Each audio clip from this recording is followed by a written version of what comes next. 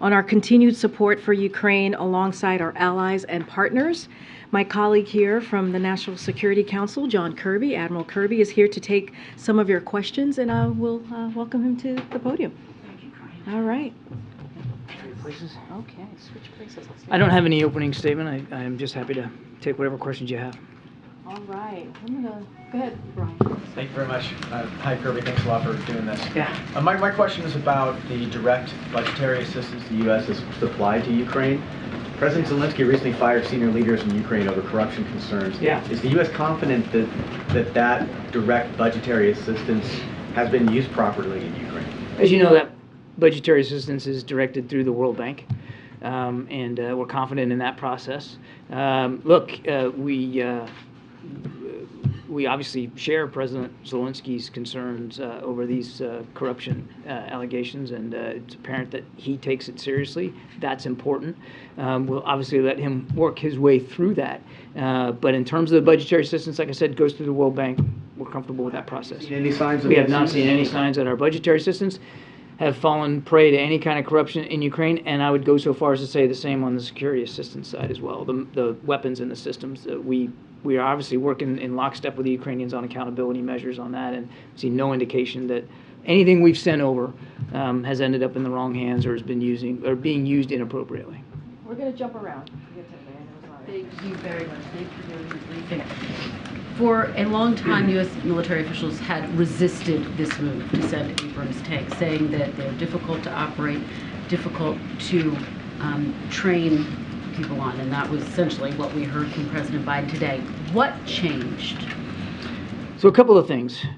You're right, we've been completely open and transparent about the sophistication level of the Abrams tank. It's, as the President said, the most capable, powerful tank in the world. And a lot goes into making it the most capable tank. We've been very honest about that. There's training that's needed. There's sophisticated maintenance requirements. There's a supply chain. I mean, it uses a gas turbine engine, basically a jet engine, 1,500 horsepower. So there's a lot that goes into operating these tanks on the field. That said, we've never ruled tanks out. We have been, from the beginning of this war now 11 months ago, been evolving the capabilities what we're providing with Ukraine with the conditions on the ground. And so when you're to get to your specific questions, what's changed? What's changed, Kristen, are the conditions on the ground and the kinds of fighting that the Russians are doing right now, and the kinds of fighting, more importantly, that we believe the Ukrainians are going to need to be capable of in weeks and months ahead, well into 2023, well into this year. And that's why we're doing the combined arms training outside of Ukraine for battalion-sized units. Combined arms maneuver, that's a fancy title, what basically means being able to integrate your ground capabilities, whether that's armor, artillery, even some degree small air defense systems, integrating command and control, logistics, integrating all that to fight on the ground, particularly with open terrain. That's why armored vehicles were so high on the list for the Ukrainians, and tanks are armored vehicles. So this very much just follows right along with the kinds of discussions we've been having with the Ukrainians for months about making sure that they can fight on the terrain that they're in and that they can prepare for operations going forward this year. And just to follow up, it was part of the calculation, because obviously there's been this robust back and forth between the U.S. and Germany. Is part of this about giving cover to Germany and other European allies to allow them to send in tanks? I wouldn't use the word cover. What this decision does do is show that how unified we are with our allies and partners, and doing all of this in a coordinated way. So today you saw that Chancellor Scholz announced that they're going to provide immediately a company of Leopard tanks. A company's about 14, and there's 2 companies to a Ukrainian battalion, and he's going to be working with allies and partners to get additional companies of tanks, Leopard tanks, into Ukraine. It's about coordination. It's about the unity here and the resolve that we all have together to help support Ukraine. Thank you. Thank you very much for the question. Could you get a little more specific about how many tanks the Ukrainians would like to have? I mean, I know you're going to say it's their decision, but obviously you're communicating with them the whole time. How many they would like to have to get what they want to do done, i.e. these counter-offensives? And do you think they're going to get there with this whole hodgepodge of different Western contributions? So you're right. I'm not going to speak for President Zelensky. I think if he was up here instead of me, he would tell you he wants as many as he can, as fast as he can. So the battalion that we're going to provide, that's 31 tanks. And that's for a Ukrainian-sized battalion. An American battalion has more tanks in it, but the way they're organized, it's about 30 to 31 tanks. And again, the Germans are going to help organize another 2 battalions. So that's about 60 more, roughly. And that's just what was talked about today. The Brits have agreed to send some of their Challenger tanks. You heard the president talk about the French and their contributions to armored vehicles. So there's a lot that's being applied to this. And armored vehicles are important. You know, you don't go after a crocodile with a cornstalk. And these vehicles, these tanks, those armored vehicles, they're going to have an effect. Okay, but just given the goals which are approaching pretty quickly, right? If there's going to be a spring offensive, we're talking maybe a couple of months or so. Do you feel confident that the Ukrainians are going to get to where they want to be in terms of the armor for these combined arms maneuvers you talk about?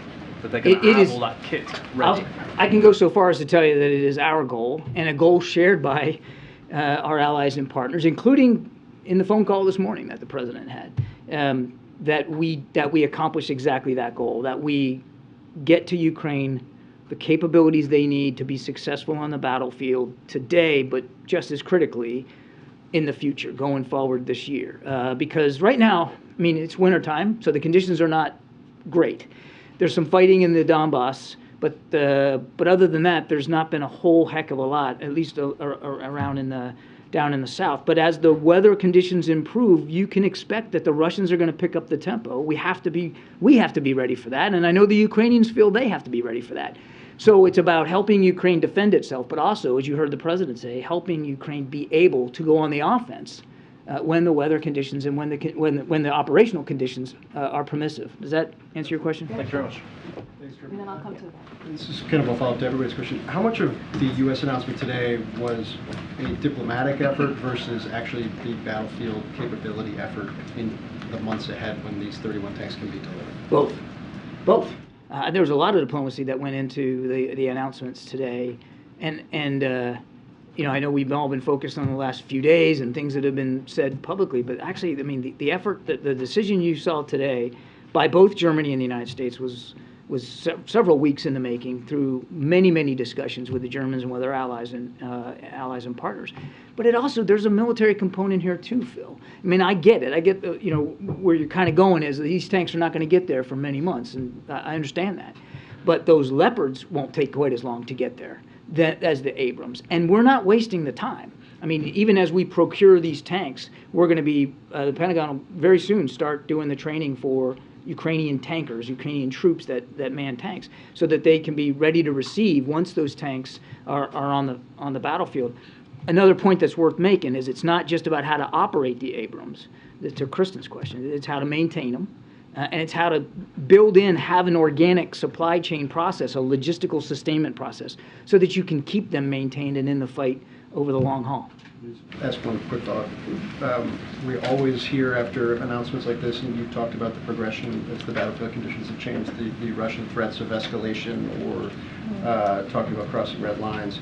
Do you feel like those threats at this point are both just par for the course, but also somewhat empty? In the sense that you mean the Russian threats? They don't seem to stop anything. Well, we don't. I mean, look, we don't just take anything for granted when they say it, and we're not dismissive.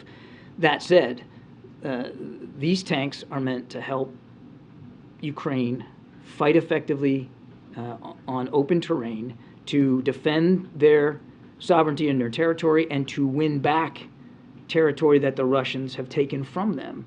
And as the president said, they don't represent an offensive threat to Russia. Do they represent a threat to Russian soldiers? You bet they do, but not to Russian soldiers that are in Ukraine, not to Russia proper. Thank you, Karine. Hi, John. Actually, Phil asked my question, but... Oh, good. So we can go to the next one. I have a follow-up on that. The expectation that these tanks will be delivered within a month, at least 4 months. I mean, correct me if I'm wrong. But also the reports that the Russians might launch a counterattack now. Do you see this as a catalyst for the Russians now to launch an attack, to escalate the war in a way to stop them before they receive these tanks? If they're going to make any change in the war, I never do well if I try to speak for the Russians and try to get inside their head and what their intents are. What we do believe, all I can tell you is what we believe, and that is that the Russians, Mr. Putin, will use the winter not only to conduct operations, which he is in Bakhmut and Soledar, but to use it to regroup, to retrain, to re-equip, and to prepare himself for continued fighting when the weather improves.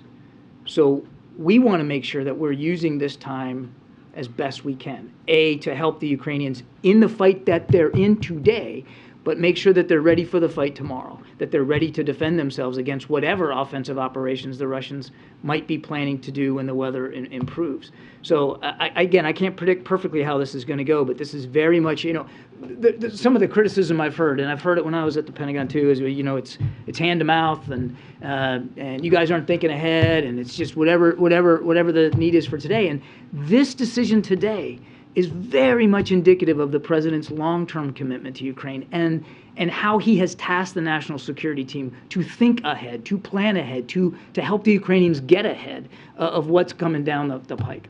Can I follow up on that? Two quick follow-ups.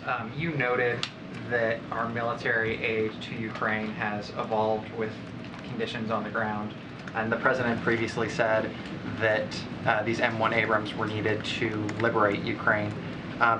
Does the administration expect any operations moving forward that would include retaking Crimea or lands that were lost during the Russian invasion? I'm not going to talk about Ukrainian operations. I would just never violate their operational security, and certainly wouldn't divulge from the podium what their plans and intentions are. I will only say this, that we do not dictate to the Ukrainians how they operate, where they operate, what missions they conduct, what targets they choose.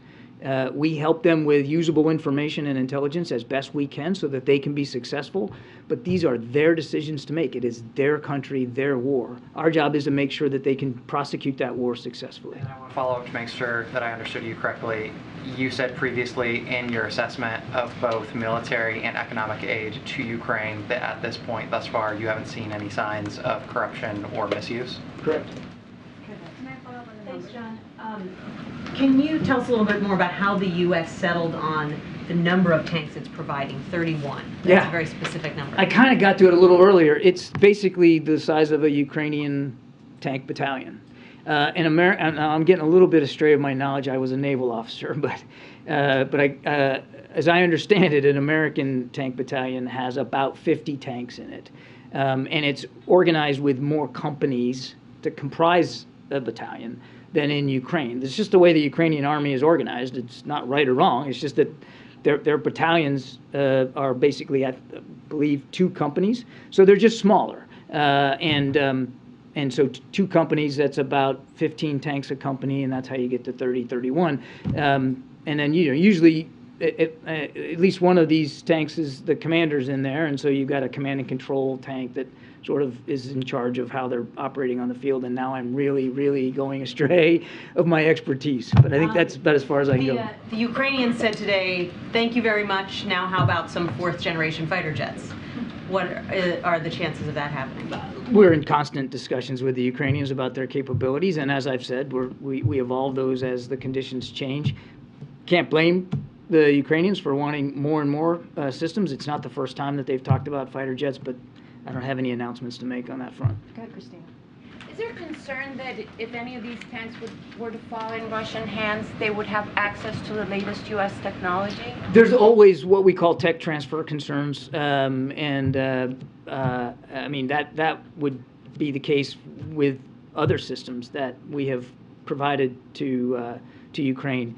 But, and this doesn't, kind of gets to the corruption question, but not really. We just haven't seen any indications that any of the material that we have provided Ukraine isn't being stored appropriately, used appropriately, maintained appropriately, and being fought with appropriately. We're just not seeing that happen. But is that a potential risk? It's always a risk in war. It's a risk when we fight a war.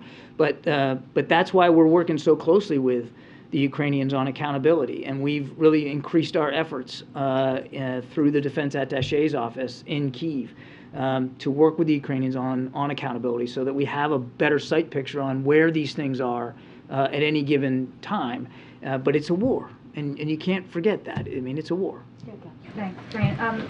John, why not take the Abrams out of existing stocks to get them there faster? Is there a reason that you want more training before that happens, or is there some U.S. need that you want to keep The that Pentagon inventory? assesses that they don't have any excess Abrams in their inventory, that all of them are gainfully employed, if you will, for our own national security defense. And even if there were excess tanks, the process of getting them to Ukraine, to prepare them for use by the Ukrainians, to train Ukrainians, to put all the parts and supplies in place, would take many months anyway. So it's not like this procurement process is really costing us any time than if we just drew them down out of our own stocks. But the real reason is we just don't have them. We don't have excess tanks. The second thing is, and this is not unimportant, is that, and I mentioned this a little bit earlier, when they get there, we want to make sure that they fall on ready hands and that the Ukrainians know how to use them. They know how to keep them running, and they've got the supply chain in place for spare parts and supplies and anything else they need so that they can be more effective on the battlefield. And given the process, what's the soonest the Abrams could get there? The Pentagon, I think, talked about this earlier today. There's no date certain on the calendar. I think what we're looking at is what's probably going to be many months before they're actually there. Thank you. John, so to your point about longer-term planning and absorption rate from the Ukrainians, and also picking up from Sebastian's question about the number of tanks, the Ukrainian advisor to Zelensky's office, Mikhailo Podolyak, actually told my colleague after this announcement that what they need is about 200 to 350 tanks from the West. So is that a realistic number? If not now, maybe in the future, if the Ukrainians should happen to prove that they can absorb these initial tranche of tanks and they can maintain it? I don't think it's wise to get ahead of where we are right now. We are focused on working on this program to get them, procure them, these 31 Abrams tanks, to include all the supplies and parts that go with it and the training that's required to operate and maintain them. And we know, certainly based on the conversation the President had this morning, that our allies and partners in Europe are likewise focused now on moving additional armored capability to include these now German Leopard tanks in a shorter period of time. To be clear, the future shipments of tanks is not off the table. We are focused on the announcement the President just made today. Just one more really quickly. He also said that the next step for Ukrainians will be to request extended range missiles. Is that also under consideration? We are in constant conversation with the Ukrainians about their capabilities. I don't have any announcements to make. With many months being the time frame, is it fair to say that these tanks will not be available for use for the spring offensive? And secondly, one of the concerns in the lead-up in the debate about this was fuel concerns. How is that being dealt with? Well, that's part of the supply chain issue, isn't it? I mean, it's a jet engine. It's a gas turbine engine, which needs jet fuel. So there's a specific type of fuel that powers the Abrams, and we've got to make sure that that pipeline, literally and figuratively, is available to Ukraine. So that's going to take some time as well. And look, I'm not going to predict date certain on the calendar. It's going to take many months before the tanks get there. And let's not get ahead of specific spring offensives. We do think as the weather improves, the Russians are going to want to increase their tempo. We want to make sure that the Ukrainians can not only meet that tempo, but be capable of their own. And what that looks like and when that starts or where, that's really up to President Zelensky and his military advisors. We wouldn't speak to that. Only thing I'd add to that, Amr, is that these Leopard tanks won't take quite as long to get on the ground. And again, I'll let the Germans speak to this, but they won't take the same length of time that the Abrams will in order to arrive. To follow up on Amr, You'll go after. I'm sorry. I screwed up the flow. So to follow up on Amr's question about the many months timeline, can you articulate then why this decision was not, why it did not take place sooner, given the Ukrainians' demands and given the demands of a potential spring offensive? You could ask that question about almost any system that we provided, and my answer will always be the same. We are in constant conversation with the Ukrainians about their needs and doing the best we can to address those needs, both short-term and long term. And the decision that the president announced today was a result of a lot of conversations with the Ukrainians as well as with our allies and partners. And it is very much, as I answered before, it's very much about forecasting. It's about trying to get ahead of the kinds of fighting that we see coming in coming months here in the spring and the summer of this year. One quick follow-up, and to broaden it out actually beyond the situation in Russia and Ukraine, I was struck by something the president said today about ensuring that neighbors cannot steal other neighbors' territory. It's something you all have brought up many, many times. And I'm curious if you can kind of help us understand why the administration has not changed course on your predecessor, former President Donald Trump's position on the Golan Heights, and what makes that situation distinct from what's going on in Russia and Ukraine. Look, the different scenarios completely, and I'm not here prepared to talk much about that, except to say we've been very consistent that we want to see a two-state solution, and we believe, the president believes, that a two-state solution is possible and could be viable. But it takes both sides to be willing to commit to that, and we don't want to see either side take unilateral actions that would decrease the possibility of actually reaching a two-state solution. Could you please bring us a little bit behind the scenes about the negotiations? You're behind her. I couldn't see it. Thank you. I was wondering if you could give us some details about the negotiations behind the scenes with the Europeans. You want me to talk behind the scenes at the podium? Yeah, a little bit. Especially what type of conversations have there been with the European Union and with the government of Spain? The discussions have been very robust with our European allies and partners, again, for many weeks here. And certainly the discussion today that the president had with his counterparts in the UK, France, Germany, and Italy was, again, very productive, very candid. All these leaders are rightly focused on doing what they can to help Ukraine and rightly focused on the future. I can't speak for Spanish decision-making here. Spain obviously has been a contributor and a supporter of Ukraine, and that's always welcome. And I think the president addressed some of their contributions today, and we look forward to continuing to work closely with Spain going forward. James, in the back. I'm sorry, I didn't have a question. Okay. I have a question. Thank you. Wait. You don't have a question, James? Are you kidding me? Are you kidding me? Can we just have this for the record? Oh my goodness, yes. I'm gonna frame that transcript. Holy mackerel. This is simply a tribute to your own loquacity and thoroughness in briefing us. Loquacity is James Rosen for eloquence, is that? I have two questions for you. All right, go ahead, sir. So we don't know how Russia will respond, but if Moscow chooses a major escalation and decides to strike NATO, either Poland or the Baltics, do you have enough troops in the region right now to respond? And from day one, not 5 months ahead. And the second question would be, many of those who called for sending Leopards and Abrams to Ukraine argued that Russia right now is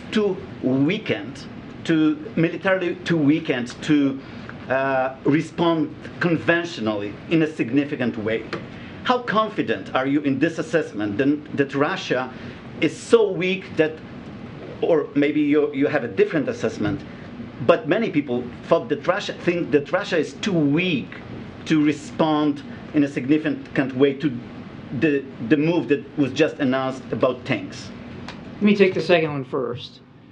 There's no question that Russia's military is weaker today than it was 11 months ago. When you talk about the resources and the casualties that they have sunk into this unprovoked war of theirs, and the literally thousands of missiles and rockets and now drones that they have launched into Ukrainian territory. I mean, they have burned through a lot of inventory, and they have suffered a lot of casualties, killed and wounded. So there's no question that their military is weaker for Putin's folly here. That said, you don't have to look very far. and just the news coverage, to see that the Russian military and their thugs are still pretty lethal, because Ukrainians continue to die every day. And so I think if you were to ask a Ukrainian here, how weak is Russia, I don't think that they would tell you that there's not still fight left there. And that's why we're so focused on making sure that Ukraine can continue to defend itself and to have the capabilities to fight back and to succeed on the battlefield. On your first question, all I can tell you is we have seen absolutely no indication that Mr. Putin has designs on striking NATO territory. And President Biden has said since the very beginning of this conflict that we take our Article 5 commitments to NATO seriously. Article 5, of course, is the notion that an attack on one is an attack on all. And we take that seriously. In fact, we take it so seriously that President Biden ordered an additional 20,000 American troops alone onto the European continent, and they still are there. Now, we'll be rotating them in and out, but it'll the net number of 100,000 American troops on the European continent has stayed the same and will stay the same for the foreseeable future. Make no mistake, the security environment in Europe has changed.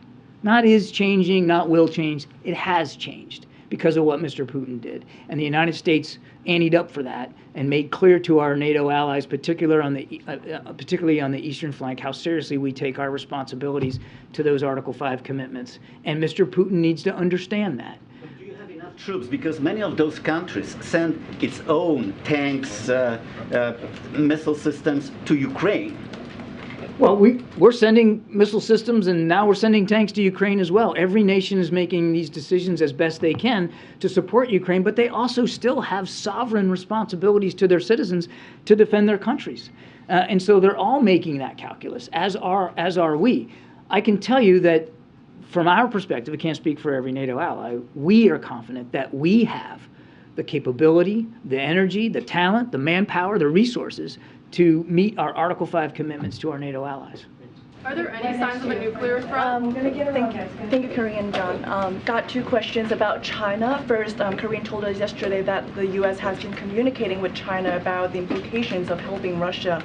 Can you tell us what China's response was to U.S. communication, and if China continues to provide economic support, and including by selling non-lethal military aid to Russia, would the U.S. impose stronger measures than just communicate?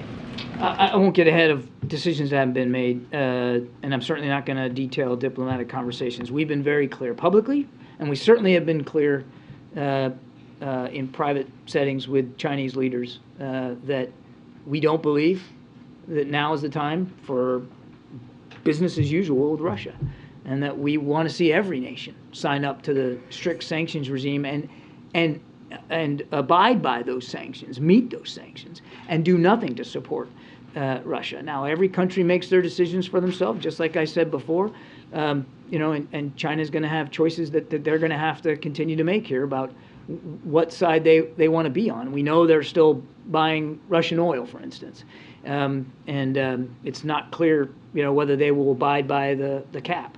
But this is the time for the international community, and you're seeing so much of it today in this decision, to really continue to rally around Ukraine and to make the right decisions. Follow up on China, sorry. So China's been saying that there's 70,000 COVID deaths in just over a month, up from just a dozen reported earlier this month. Does the U.S. believe that new number by the Chinese government, saying that there's been 70,000? The Chinese, we have continued to encourage the Chinese to be cooperative with international reviews and studies about COVID, and they have not been fully transparent, and we cannot speak to the veracity of those numbers. We urge China to be fully transparent about what's going on. Sorry, I think, ma'am, I gotta move on. I appreciate it. We all have questions. If back to the timeline, if I may, you saying repeatedly today that it's going to take many months for all these tanks to be delivered. Taking a step back, should Americans see that as a sign of a harsh reality that this war is nowhere near from over? I think we need to prepare ourselves that to continue to to have to continue to support Ukraine for quite some time. I can't be perfectly predictive on that. And I obviously, and you heard the president say this today, we'd like to see this war end today, and it absolutely could. All Putin has to do is pull his troops out of Ukraine, call it a day, and it's over. But he has shown no signs of being willing to do that. And so we got to make sure that Ukraine can succeed on the battlefield so that they can succeed at the negotiating table. And it's difficult to be able to predict how long this is going to go on. But we have to be prepared. And this is I think, to get to your question, well, I can't tell the American people exactly how long it's going to take. We have to be prepared to stay at this task of supporting Ukraine, as the president said, for as long as it takes, with the expectation clearly that we want it to end quickly. We want it to end now. But again, we have to stay at that task. And there's been terrific bipartisan support here in town, bicameral and bipartisan support here in town for support to Ukraine. And the American people, as the president said, they too have been supportive of this. They understand what's at stake, and it's obviously Ukrainian sovereignty and Ukrainian lives, but it's bigger than that. It's about the principle of sovereignty. There's also been, if I could really fast, there's also been bipartisan outrage and frustration over the last few days that there are just more and more disclosures of classified documents showing up in places where they were not supposed to be. From a national security perspective, you work in national security, how concerned are you, and does the system need reform?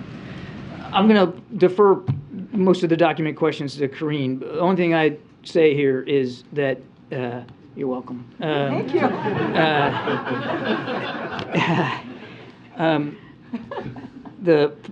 Obviously the president, you've heard Karine say he takes the treatment of classified material seriously. I can assure you that everybody here does too, and the National Security Council staff. We deal with classified material every single day. You have to do that. We all know what the rules are. We follow the rules, and the procedures exist for a reason, and they've been developed over many, many years as the nature of classified material has changed, now to now include electronic capability. And so we're working at that very, very hard. I don't have any changes to speak to. The process of classified material handling, not process, but the guidelines change over time as technology changes, and we're always reviewing those procedures to make sure that they're fully appropriate. Is there a problem then with overclassification? Is there a problem with Overclassification of documents? Well, I think, it's always a balance, and you're always trying to meet that balance about whether things are classified appropriately. And the intelligence community works at this. Obviously, we work at this. I wouldn't go so far as to slap a Band-Aid on it and say, yeah, everything's overclassified, but it's a balance that we try to strike to make sure that everything is appropriately marked and appropriately handled. But, it varies from document to document and from issue to issue. And a quick one on Germany. At any point during the conversations with Germany, did they make the Leopard deployment contingent on the U.S. sending the Abrams? And can you give us just some sense of what led to the joint decision? I mean, I'm just trying to understand. You didn't want to send the tanks, then you decided to send the tanks. What happened? Tanks were never off the table. We have been nothing but honest and transparent about the particular challenges of the Abrams, which those challenges still exist. I mean, it is still going to require a unique supply chain and maintenance requirements and jet fuel. I mean, all that stuff is still valid. We've been very honest about that. The decision today was the result of many, many discussions with the Germans as well as our allies and partners about what Ukraine is going to need going forward and how we can all best address that. Just a couple more. Go ahead, Michael. Mr. Kirby, can you take a question on Go ahead, Africa? Michael. I know Go ahead, Michael. Karine Can you Jean-Pierre talk is a a little little bit about the training process for learning how to operate these tanks? What is involved in that? How long do you think it would take the Ukrainians to get up to speed? When do you think it's expected to start? Where would it be? Would it be in Ukraine or somewhere else? We're still working our way through the details of that, and I'll refer you to the Defense Department for more granularity. I can tell you a few things. One, the training will absolutely not occur in Ukraine, but they haven't landed a location for where that would take place. But it won't be inside Ukraine, clearly. And they will run an ambitious training program for them, as we have on every other system. The Patriot battery training is ongoing right now at Fort Sill, Oklahoma, and And they've been able to accelerate parts of that, so to get Ukrainians trained up on it at a pace that's a little faster than what we would do, because the need is exigent. And I think you can expect that the Pentagon will take that same approach on the training on the Abrams. But how long is it going to take? I really am not able to say. They're still working their way through that. We don't think that it will take too much longer. I'd say probably weeks, not months, before they're able to really nail down the details of this and start to put it in place, the training regimen. John, how hard is it to walk out of a skiff with classified material?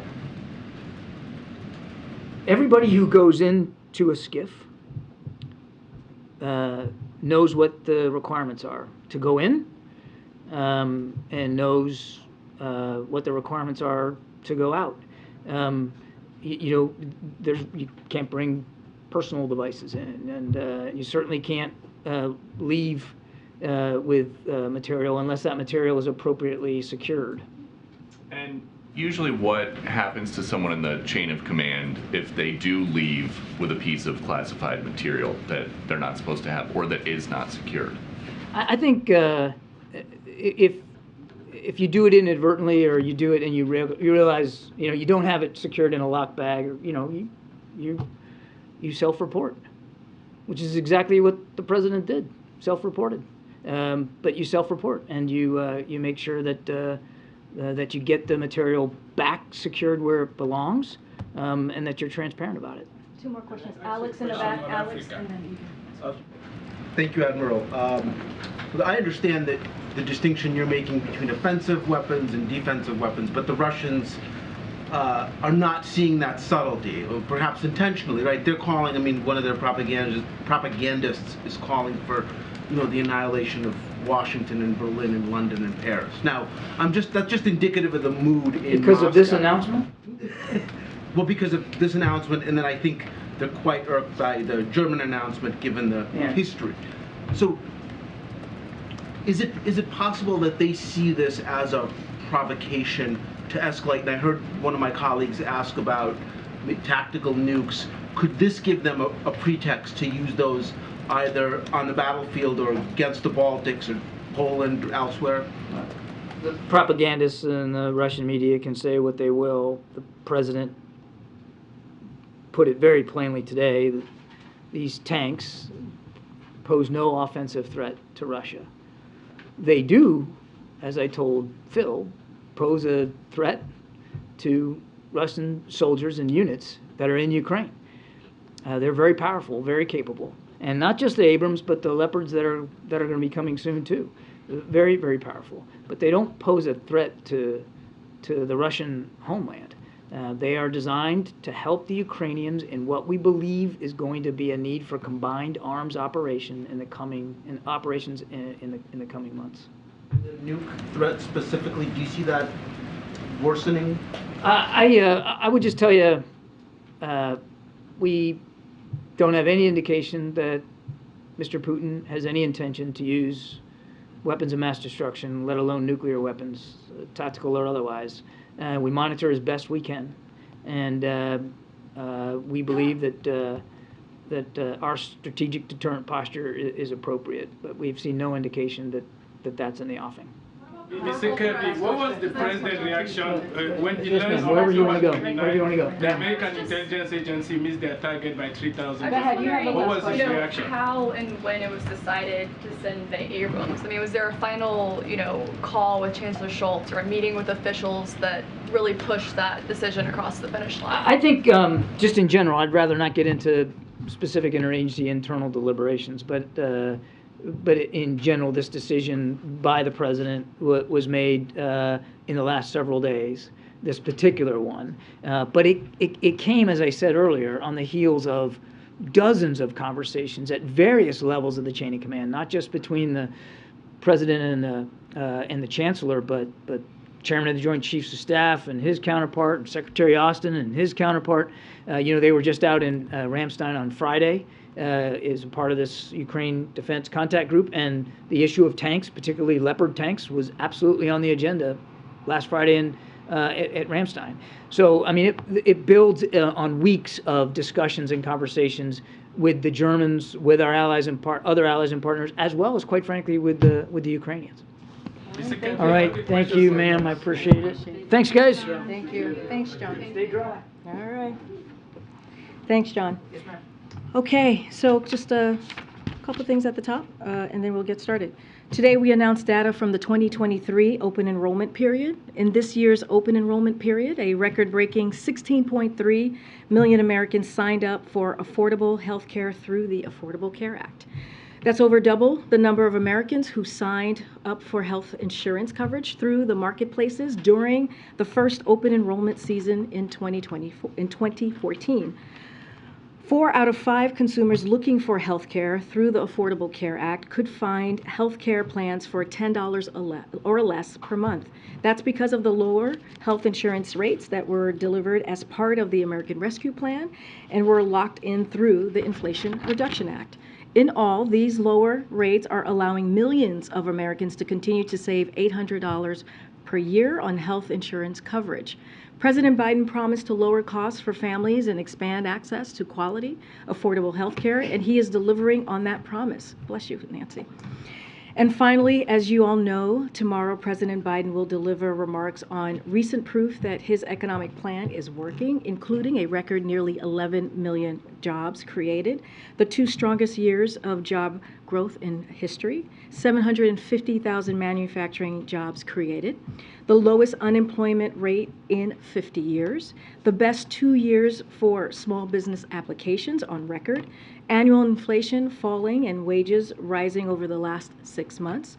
The president will then contrast his plan with Republicans, as you've heard us do many times from here. The president is building an economy from the bottom up and the middle out, and protecting Social Security and Medicare. Congressional Republicans want to cut Social Security, want to cut Medicare programs Americans have earned, have paid into, and impose a 30% national sales tax that will increase taxes on working families. That is what they have said they want to do, and that is clearly their plan. His remarks will be in Springfield, Virginia, with steam fighter union workers who are benefiting from his economic plan. With that, Amr, can you kick us off? Thank you. Does the administration think it's time for all former presidents to do a scrub of their homes and offices to make certain they don't have any classified documents in their possession? So I think I was asked a version of that question yesterday, and it remains the same as what we're going to do from here. Is, again, be prudent, be consistent. I would refer you to the White House Counsel Office. I'm just not going to comment on any change of procedure, how things should move forward. I would refer you to the White House Counsel's Office. On a separate matter, any reaction to Senator Joe Manchin moving to delay new tax credits on EVs? So I haven't seen those reports. Clearly, when it comes to electrical vehicles, that's something that is incredibly important to this president. We saw that in the bipartisan infrastructure legislation. Remember, it is a bipartisan piece of legislation, and he is committed to really tackling climate change by making sure we're moving forward. One of the processes is making sure that we're moving with electric vehicles. I don't have anything specific to say about this particular action that the senator is making. One last thing. Any updates on when Speaker McCarthy may be coming to visit? So as you know, the president is very much looking forward to meeting with Speaker McCarthy. We haven't locked anything in yet. They have a working relationship, as we've said before. They want to continue and build on that relationship. Don't have anything here to share. They're expected to talk on a range of issues. When we have locked in that meeting, we certainly will let you all know.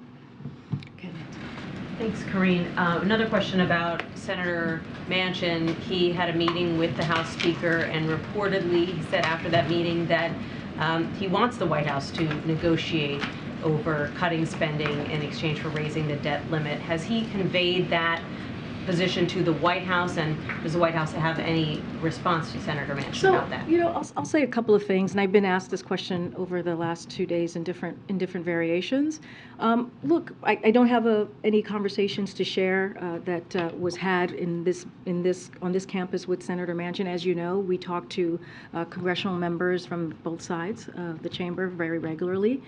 What I will say is the president has been always very clear. If folks have ideas on how to deal with the national debt and lower the debt, he's happy to hear that conversation. He's happy to hear those policies and those ideas. And as you know, you've heard me say this many times, 1.7 trillion, which is a record number that the president has been able to do to bring down the deficit. When it comes to default, we see this as a separate matter. We see this very differently, and it should be done without conditions. We've been very clear about that. And if you think about just the basic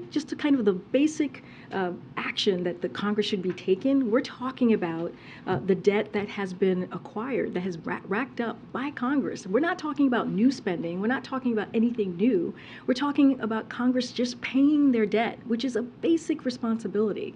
90% of the debt that has been racked up happened before the president walked into the office. So again, it should be done without conditions. We've been very clear about that, and we'll continue to share that with whoever wants to listen. And then on a separate topic, there are some House Democrats who are now calling on Speaker McCarthy to limit Congressman George Santos's access to classified information based on some of his connections and some of the lies that he's told about his background. Does the White House share that view that he should be restricted from viewing classified information? What we have said about Congressman George Santos is that this is something, as it relates to committees or any actions that members need to feel like they should be happening. That is something for Congress to decide. That is something specifically for the Republican conference to decide. They are the ones who should figure out what is owed to the American people.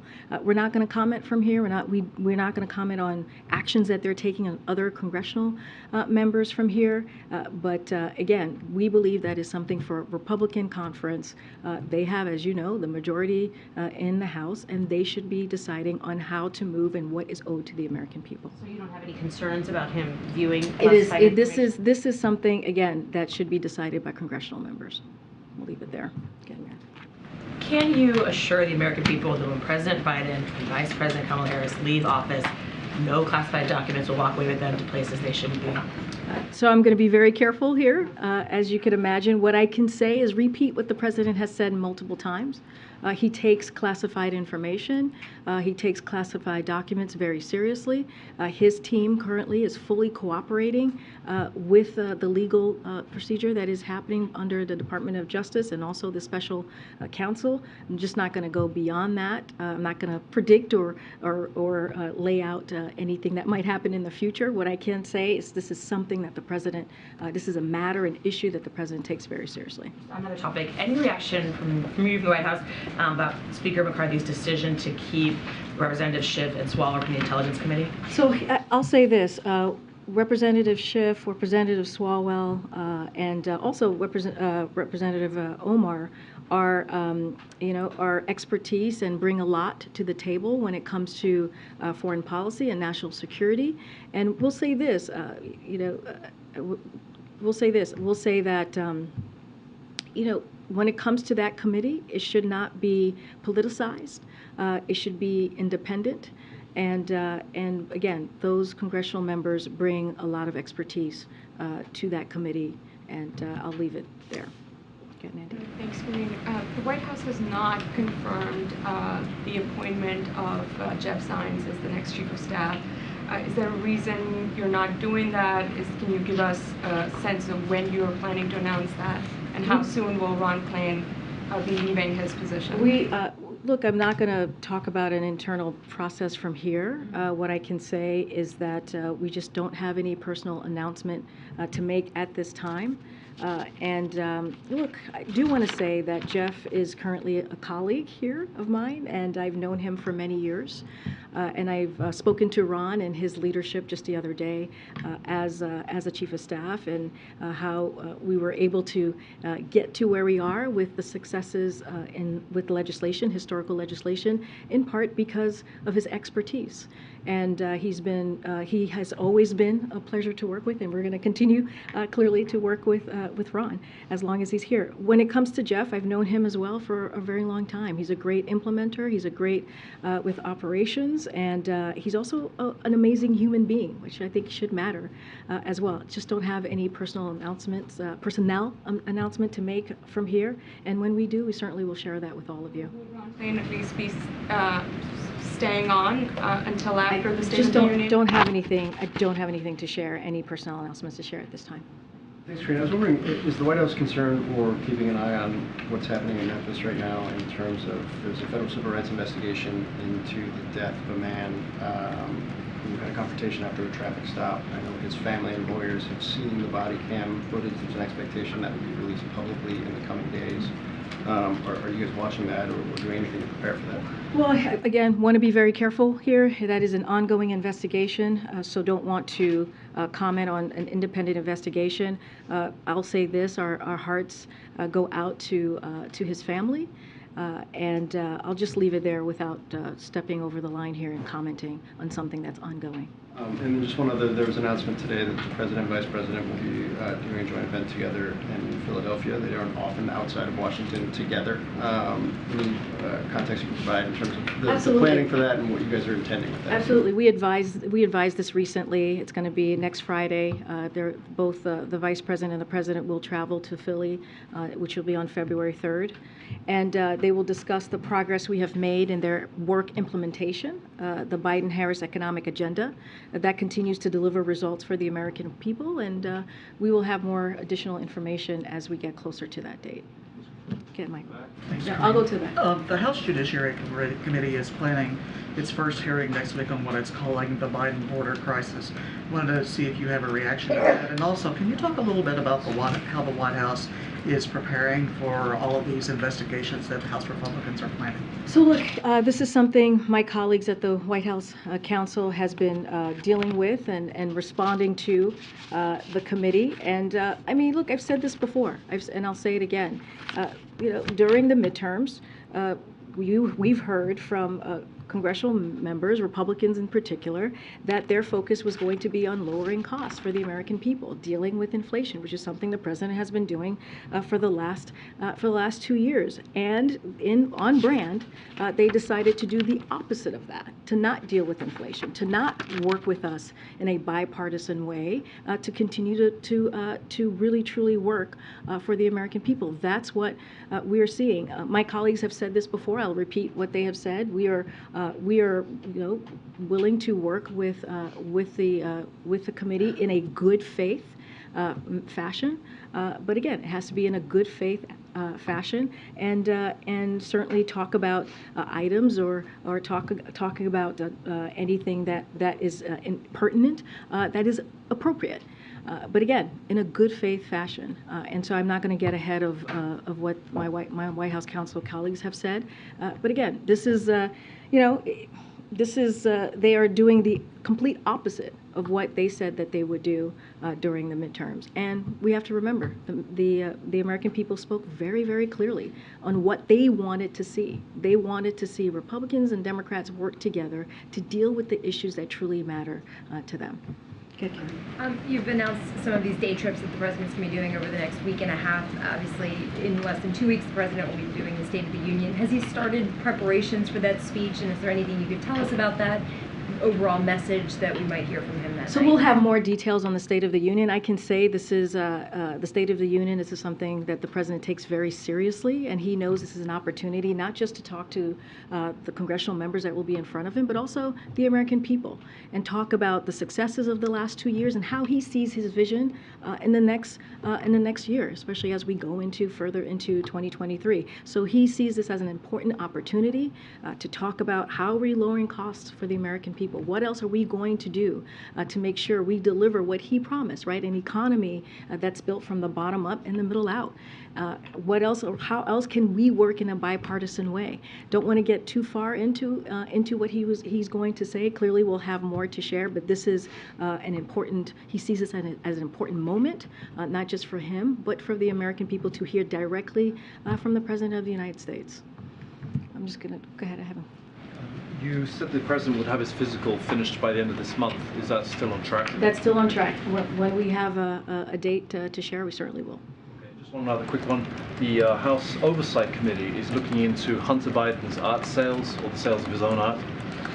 Is the White House concerned about that? Does it have any response to it? I will refer you to Hunter Biden's representatives on this.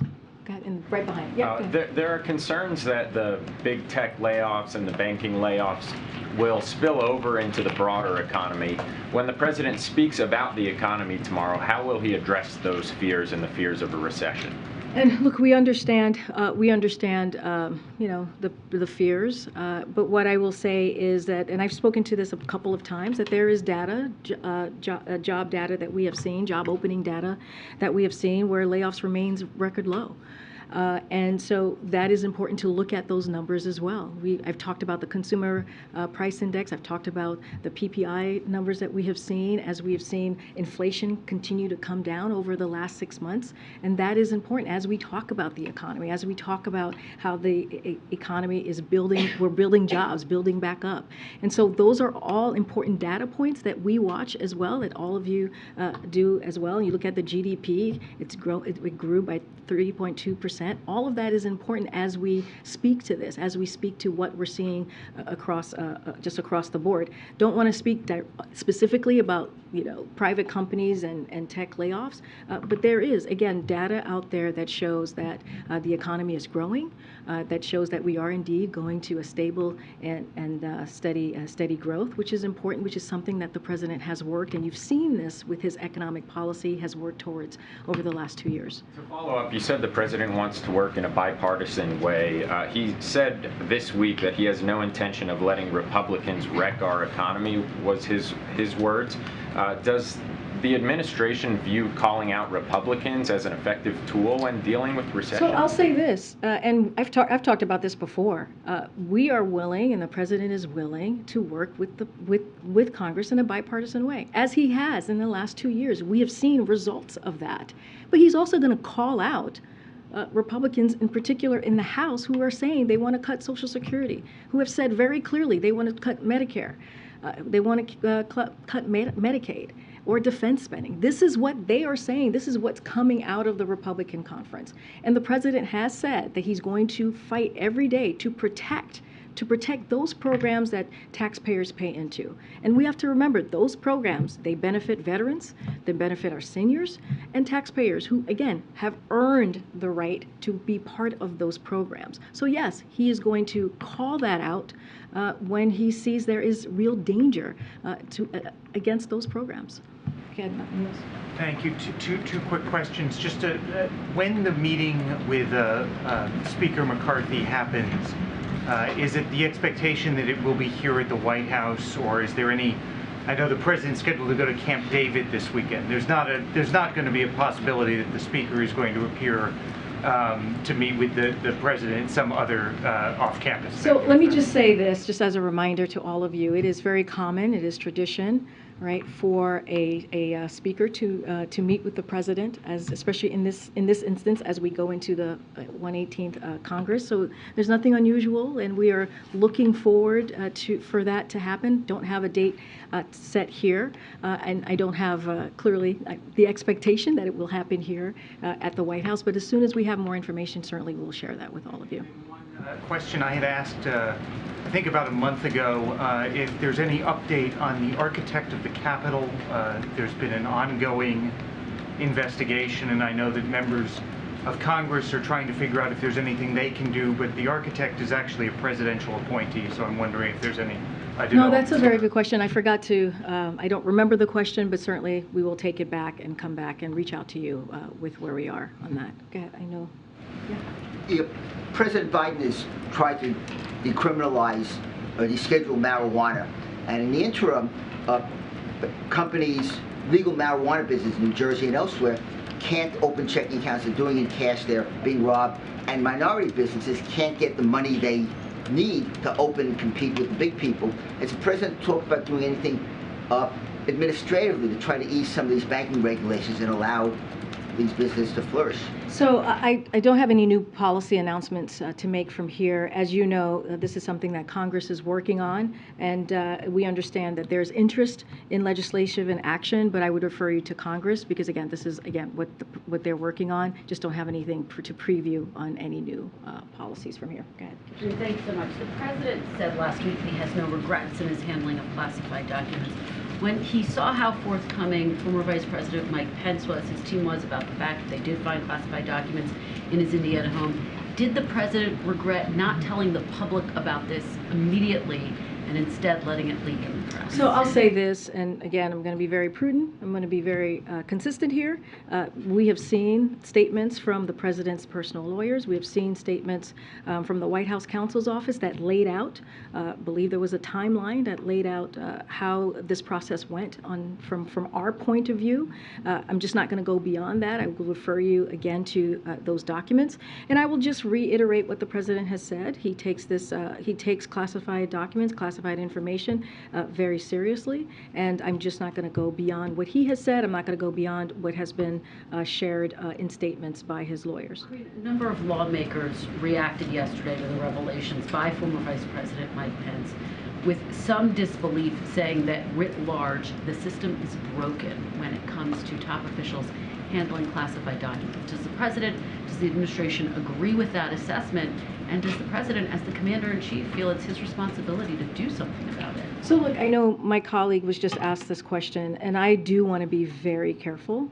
This is an ongoing legal matter here. Well, I'm not asking no, about the it president's is case, actually. But I hear you. Speaking, here we have a number of current and formers who have now acknowledged, yes, they found classified documents in their possessions in places that are not secure, the nation's deepest secrets. I hear the question. Feel like he needs to address this? I hear the question, and we're talking about the system. You're asking about how do we move forward. You're asking, like, what does the president think? And I am telling you that because there is I have to be really careful, because this is a legal matter that is happening currently, and for me to comment on anything that's related to an ongoing investigation, that is not something that I can do from here. The president had said he was going to talk to us about this soon. He did make brief comments last week, but does he have any plans to answer the questions that we've been posing to him, to perhaps hold a press conference so that we can ask him a range of questions? Totally understand the question. I don't have anything to preview right at this time on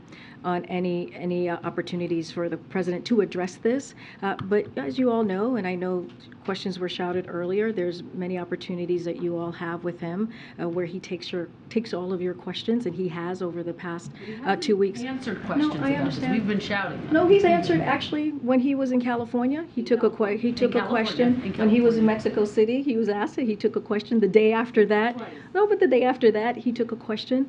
So I'm just saying that it's not that he hasn't addressed this at all. He has. I just don't have anything to preview on a potential press conference or anything like that, and an opportunity that you all will have to hear from him directly. But again, he has been asked a question a couple of times, and he's answered it, and you all have heard from him on that. Go ahead. Any comment, Karine, on the reports that President Biden is considering Fed Vice Chair Brainerd as the next head of the NEC? Is there any timeline for that decision process for him? Look, I'll say this. Don't have any personnel announcements to make. The president would love to see and wants to see Brian D. stay as long as he can in the administration. And he has been here, as you all know. He's been many times to this podium, but he's been at the White House for more than 2+ years and has been an integral part of the president's economic policy of building an economy from the bottom up, middle out. Just don't have any personnel announcements to make at this time. Thanks, everybody. Thank you.